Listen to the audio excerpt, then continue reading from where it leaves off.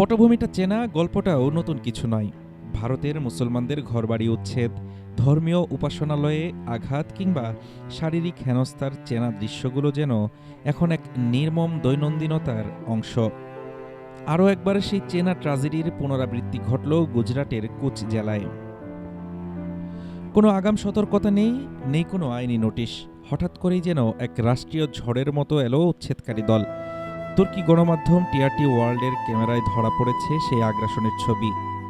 ভেঙে ফেলা হলো ১৭টি বাণিজ্যিক ভবন, ২টি ঘর এবং ৩টি মসজিদ সহ মোট ১১টি ধর্মীয় স্থাপনা। ধ্বংস করে দেওয়া এই স্থাপনাগুলোর ভেতরেই লুকিয়েছিল কুচ জেলার মুসলমানদের এক টুকরো ইতিহাস। নাম তার জুনা কান্দোলা মসজিদ।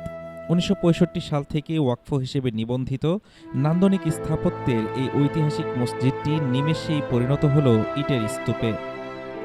ঘটনার পর কুচ জেলায় ছুটে যায় ভারতের মুসলিমদের বৃহত্তম সামাজিক সংগঠন জমিয়তে উলামায়ে হিন্দের একটি প্রতিনিধি দল। দলটির সেক্রেটারি জেনারেল মাওলানা হাকিমউদ্দিন কাসিমি অভিযোগ করেন, এই নিষ্ঠুর উচ্ছেদের বিষয়ে সংশ্লিষ্ট কর্তৃপক্ষের কাছে কোনো সন্তোষজনক জবাব মেলেনি।